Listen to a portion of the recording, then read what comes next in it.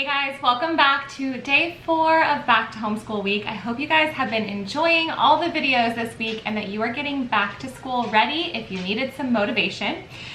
Today I am doing a plan with me video, and we have used 5 in a row since my oldest was in preschool. So 5 in a row was the very first curriculum we ever used, and we have used it for all of my kids while they have been in elementary school, and have even used volume 5 helping one of my kids transition into middle school. So we have been using 5 in a row for a very long time.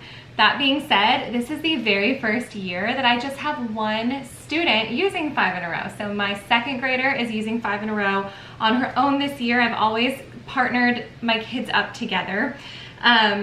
But in just a couple years here, little Josephine, who's currently 2, will be doing 5 in a row with us. She's gonna be doing some before 5 in a row this year, which is so fun. I have all of the before 5 in a row titles, and I'm really excited to plan a couple of little units for her as well. The before 5 in a row curriculum is a very sweet curriculum that just focuses on time together, just the 2 of you, versus academics like the 5 in a row curriculum does. So before I show you my plan with me system and we plan a few units together, I want to tell you about today's Back to Homeschool giveaway. Today's Back to Homeschool giveaway is in partnership with 5 in a row, and man, I do not even know where to begin with my love for 5 in a row. 5 in a row was the very first curriculum that I ever found as a homeschooling mom, and we have had a child using 5 in a row for the last 12 years. If it's not one kid, it's another, or maybe a couple, or if it's not 5 in a row, it's before 5 in a row, or the higher level manuals for the older ages. Man, we have had 5 in a row in our house for a long time. I'm actually going to throw some pictures up here of my very first few years homeschooling Isabella and Jesse, and you guys can see what those early days looked like for us. Those are the memories that I still cling to. All of these pictures are from different 5 in a row units from our very first few years homeschooling. I have so many memories from 5 in a row. I just don't even think I could put into words my love for it. I mean, truly, 5 in a row provides inspired learning through great books. Their goal is to help you create lifelong memories together, and that is absolutely the case. I will pull out a book that I used with my older ones to use with my younger ones, and they are still either right there looking at the pictures or talking about remembering doing certain recipes or experiments, or they're in the other room repeating some of the phrases that they remember so dearly. I love it so much.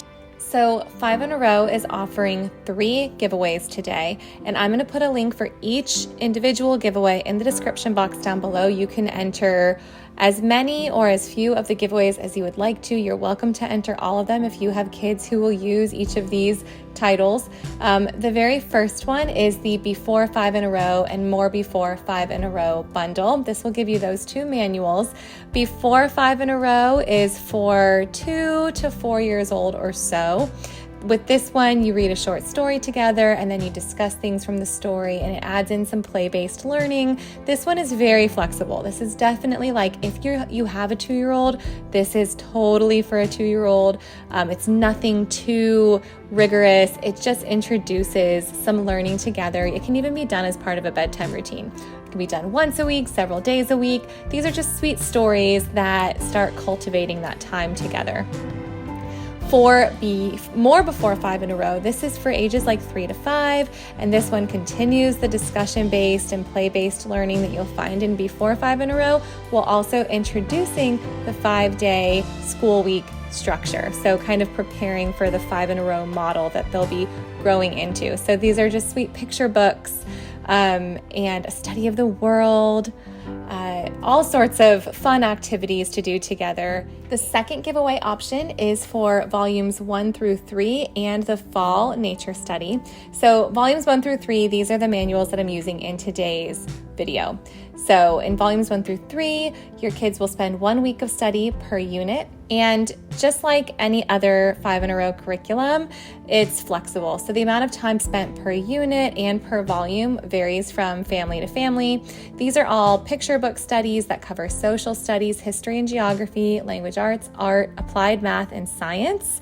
And it's just special. There's so many options for each of those subjects in the manual. And then the third option is for 5 in a row mini units. And so the winner gets to choose those 5 units. And the mini units are really great, especially if you're doing this as a family, because there are some before 5 in a row options, 5 in a row options, and some options for what we used to be known as beyond 5 in a row. So for those older ages up until about 12 years old. So you can take any of these mini units and adapt them to all different ages. And there's some fun holiday mini units and seasonal ones, and then just some other great classic titles. So make sure that you check those out on their website as well. You can purchase those individually. You don't have to own the curriculum or the work or the manuals to buy the mini units if you ever want to try one of those out. So I will put all of the links for the giveaways in the description box down below. Good luck, you guys. Thank you so much, 5 in a row, for partnering with me this week on Back to Homeschool Week. But also thank you for creating a curriculum that has really just given me a love for homeschooling. This was the perfect way to begin my homeschooling journey, and it has stuck, and I love it, and I can't say enough about it, so I'm just going to go ahead and stop. Good luck, you guys. Make sure you enter that giveaway in the description box. Thank you, 5 in a row, for partnering with me on today's Back to Homeschool giveaway. That is quite a generous giveaway, and I'm excited to see who wins.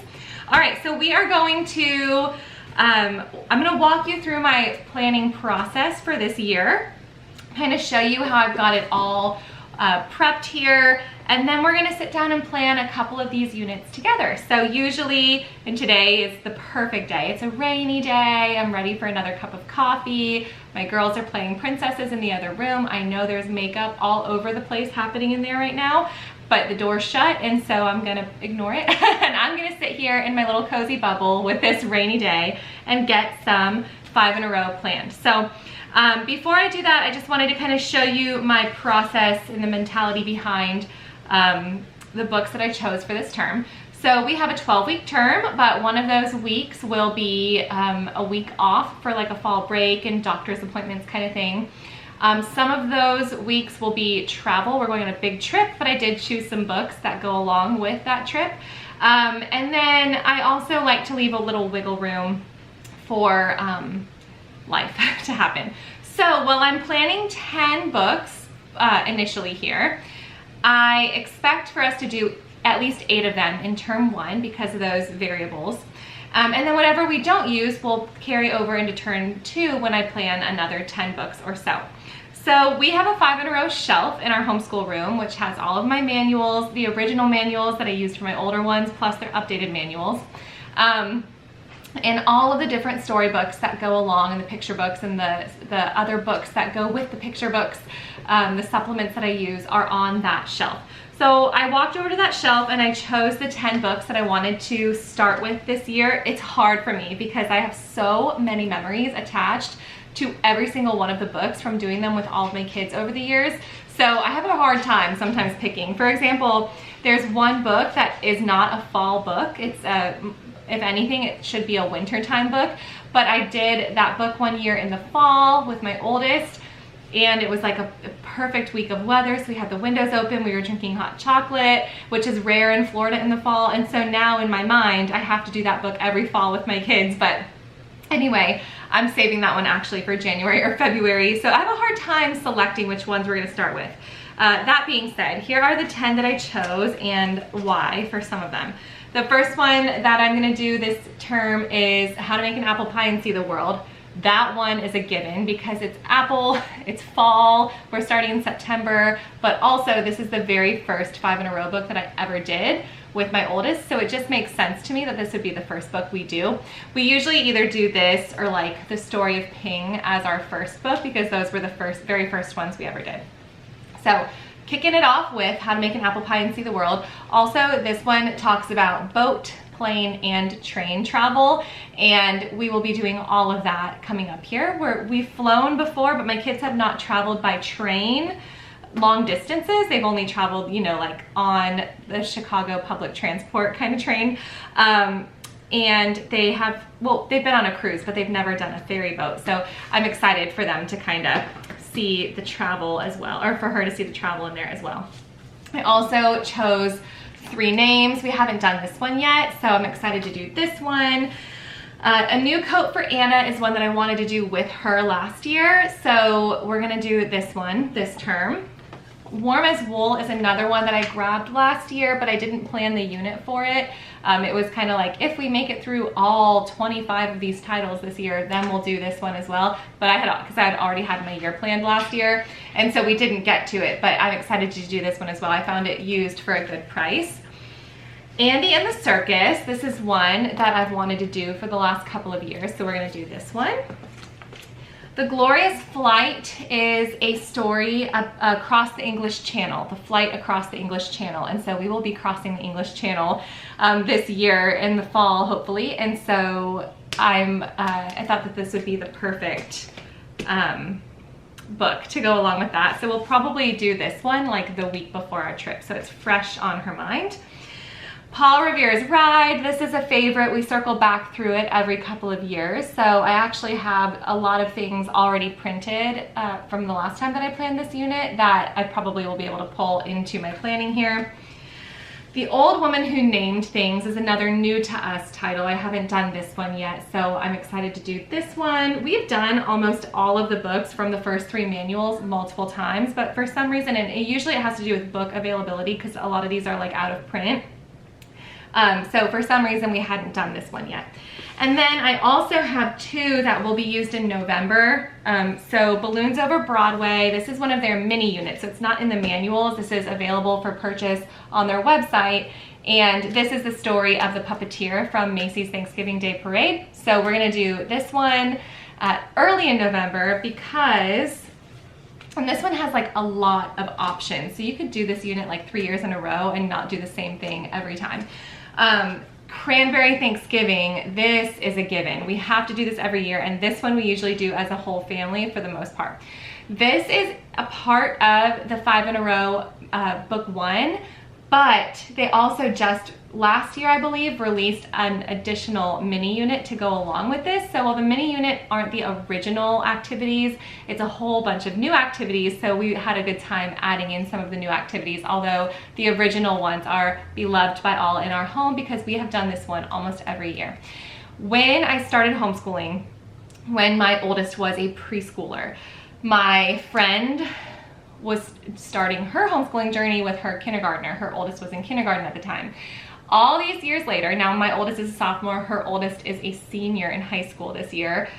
Between the 2 of us now, we have 11 kids, and we have done Cranberry Thanksgiving. We've baked cranberry bread every single fall since that very first year of homeschooling. So officially this year, we will bake her oldest daughter, who's like another daughter to me, her senior year cranberry bread, and we've been doing it together every year since she was in kindergarten. So because of that, we usually get together, we rotate houses each year. I believe this year is my year to host, and so because of that, we bake it the week before Thanksgiving so we can go give them out to the neighborhood as like little things, pre-Thanksgiving gifts. And so I have to do this unit on the very last week of our term, and so our term ends November 22nd is our 12th week of school. And so November 22nd is probably the day we're gonna get together to bake this bread. So we will be doing this book that week. So this will be the last book of the term. So after I picked the 10 books that I wanted to, is this 10? 1, 2, 3, 4, 5, 6, 7, 8, 9. Yes, it is 10. Okay, good. Because I put one back, but I think it was because I grabbed 11.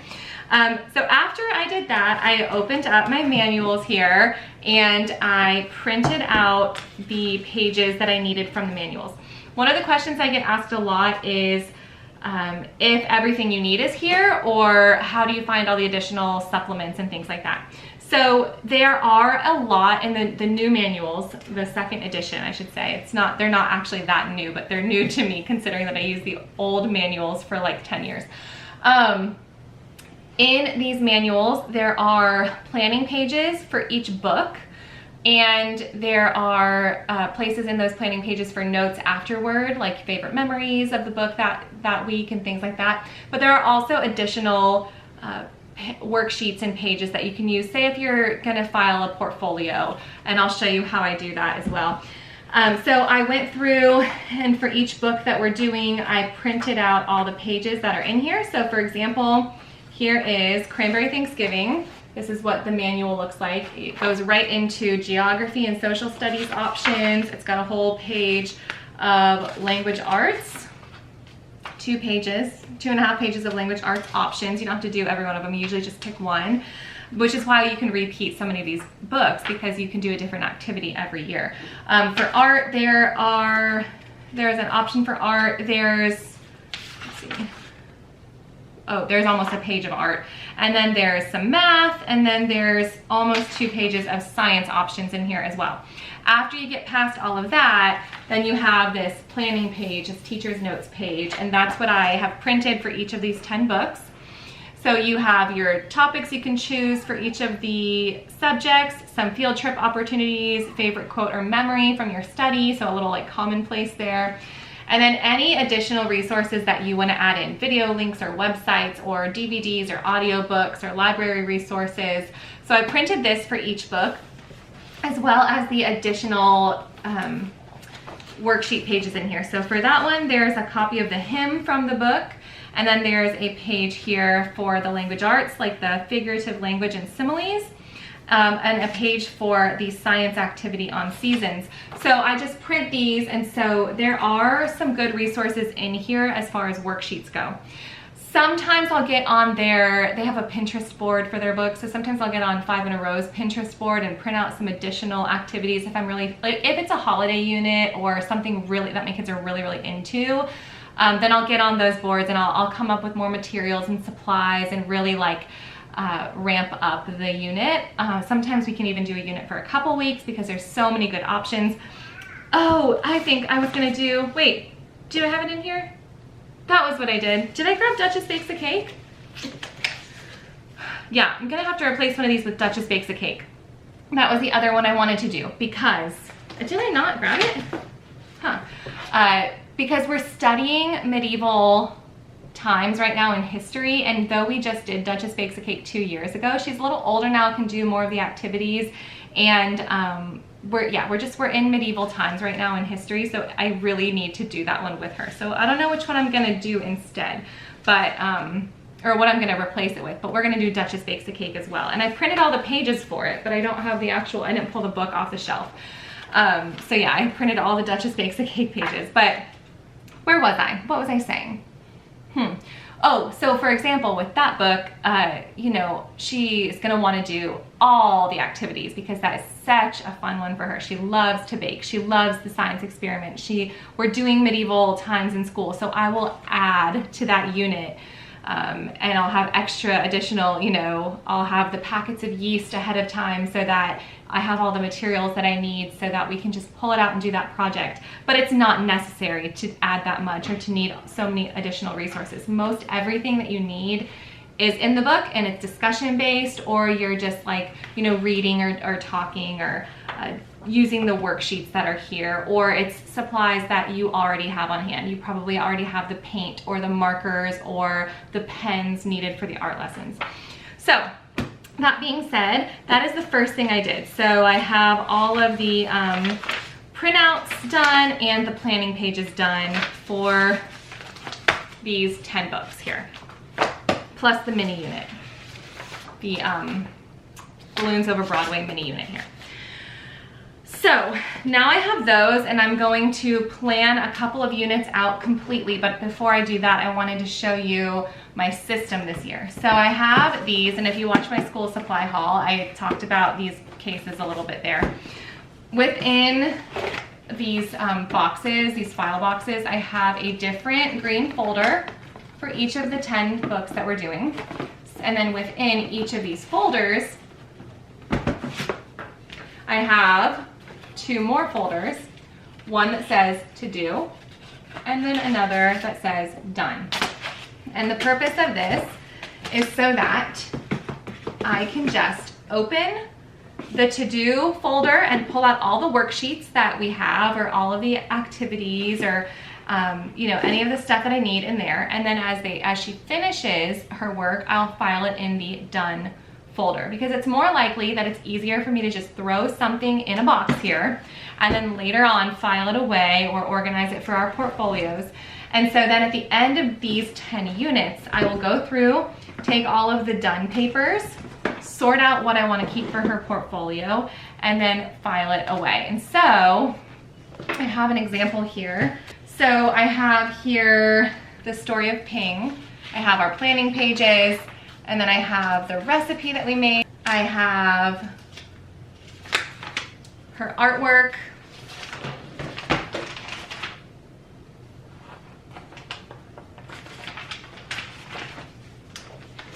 Her little science page on buoyancy.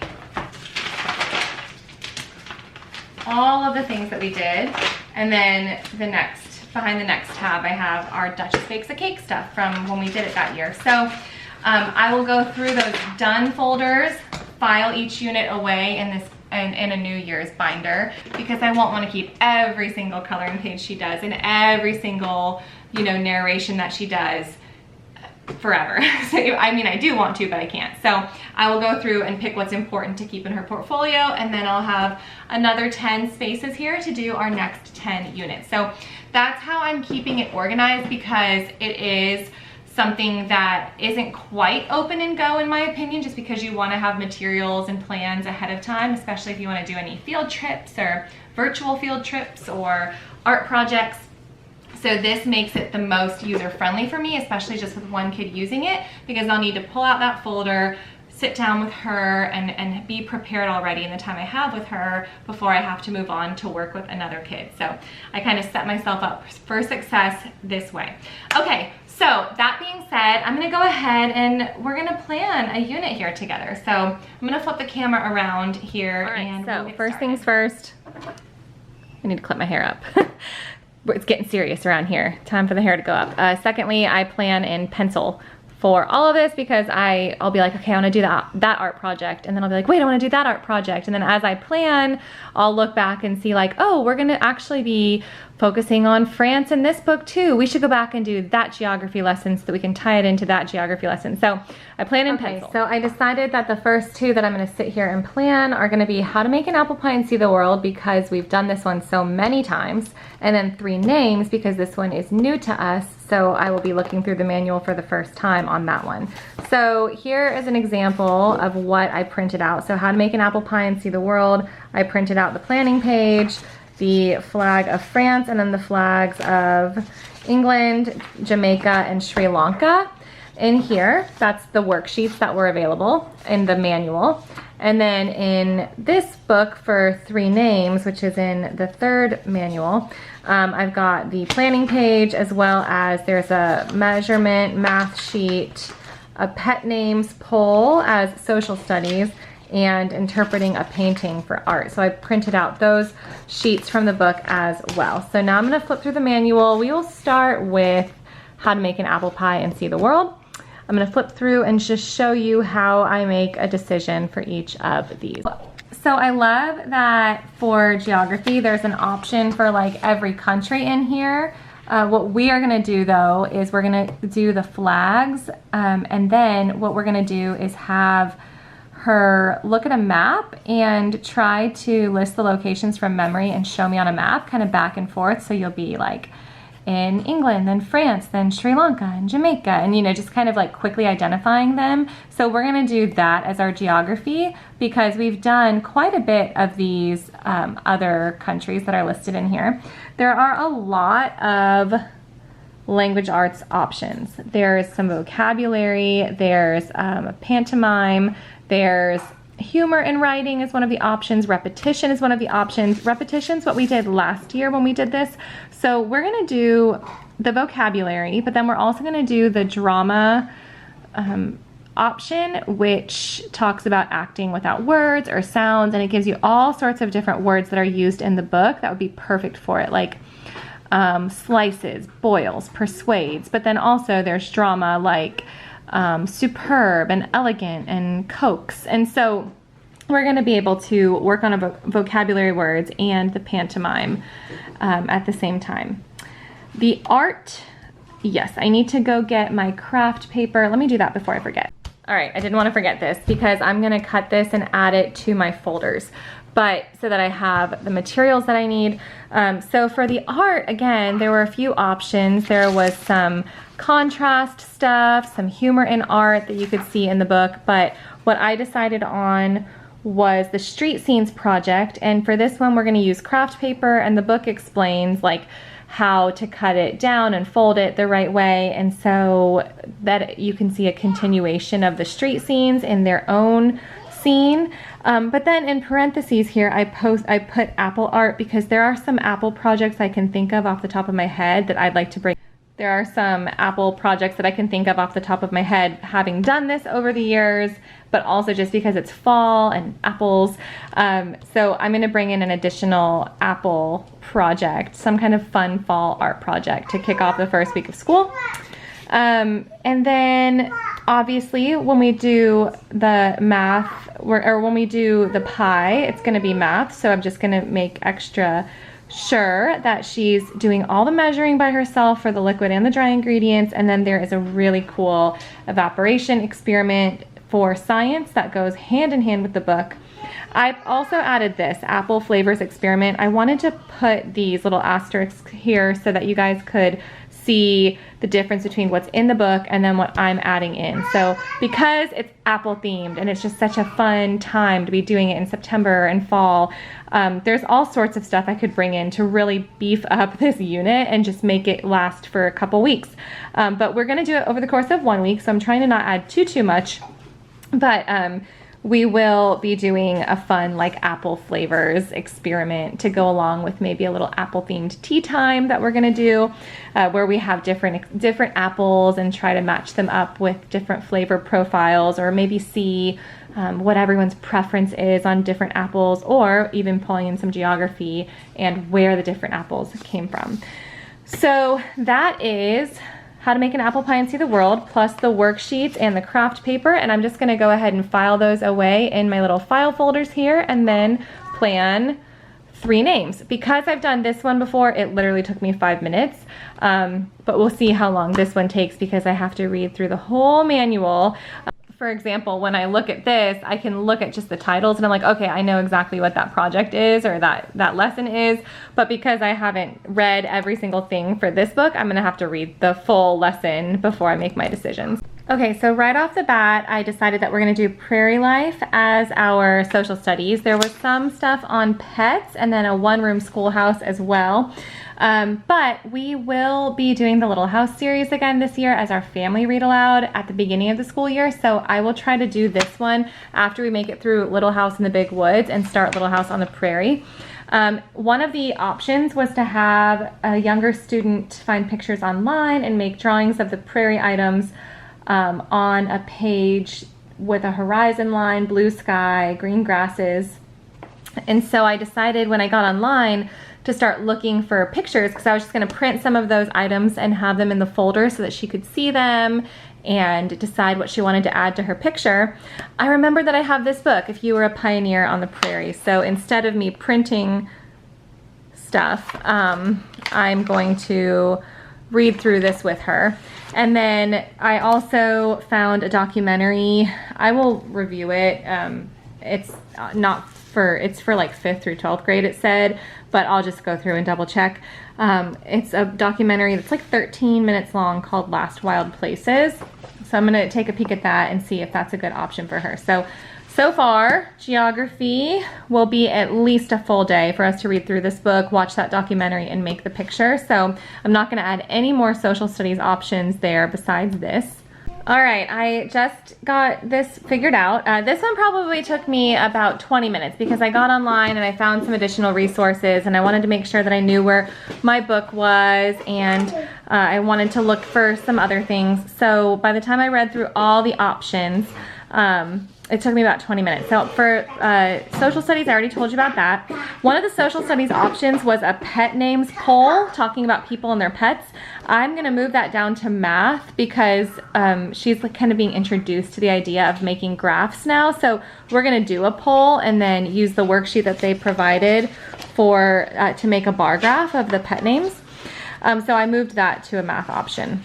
The language arts options that I went with are both discussion based, so I'm gonna add 2 because if I just do one, it'll take like 5 minutes. But we're gonna talk about simile, and we're gonna talk about the title and other title options. For art, they used the cover photo, and they also talked about music, like the fiddle and some folk songs. So we're gonna do both of those options because I love that. This one is a little like, we're gonna do more with this than I anticipated. I'm excited about the whole theme. For math, I already told you that. They talk about the grandfather walking a few miles. So we're gonna talk about measurement and feet and comparisons. And then for science, wind weather was one of the options. And we live where there are hurricanes, but not a lot of tornadoes or other things, dust storms, things like that. And so I found this free resource online. They gave some vocabulary words in the manual, but I wanted to do a little more with it. They gave some ideas like grabbing books and things like that, but I found this free worksheet online. So I'm gonna file this in the folder and we're gonna talk about wind weather. And then also one of the options were some different prairie games. So I put that down here under field trip, even though it's not a field trip, but I have a book on prairie games, and so I'll pull the older kids in and we'll play some of those games. It'll go along though with our family read aloud as well, because when we do this one, I'll try to save this one for like October when we'll be reading Little House on the Prairie. So that's it. It took me about 20 minutes, I would say, to plan this unit. So then all of this is gonna go in that folder, and I got 2 done in about 30 minutes. So that's it. I hope you guys enjoyed this video and that it gave you a little inspiration to get some of your planning done, whether that's 5 in a row or whatever else it is that you need to plan. I wish you a very rainy, cozy day as well in your time ahead, so that you have the perfect homeschool planning day. Little mini fall vibes this August. I hope that you get a day like that where you can sit down and get some stuff planned. And if you have any questions about 5 in a row, I will leave them in the comments down below. I will leave my additional videos on 5 in a row. I actually have quite a few in the description box down below for you to pop through if you need to see another, like a week of 5 in a row with us. I have a video like that. I have another few lesson plan with us if you want to see what it looks like when I was planning for multiple kids at a time. I have some flip throughs and comparisons between the old and the new manuals. So if you guys want to see any of that, that is in the description box down below. Feel free to leave any questions about 5 in a row in the comments down below, and don't forget to enter those giveaways. Good luck, you guys, on that. I'm excited to get 5 in a row into more people's hands because this curriculum is just full of really, really special memories for me. It is hard to believe that we have 2.5 years until my oldest will be graduating, and those 5 in a row memories from her very first few years of elementary school it's as if they just happened yesterday, because they were good memories. We sat together, we read together, we enjoyed talking about the world together and places we wanted to visit one day that we have now, and you know, recipes that we were cooking when she was so little. Oh, so many good memories in 5 in a row. I could go on and on and on and on and on. So, hope you guys enjoyed today's video. Like I said, questions, comments, if you need to see other videos, down below, and don't forget to enter that giveaway. Thank you so much, 5 in a row, for partnering with me on this year's Back to Homeschool week. And I will see you guys tomorrow for the last day. Bye.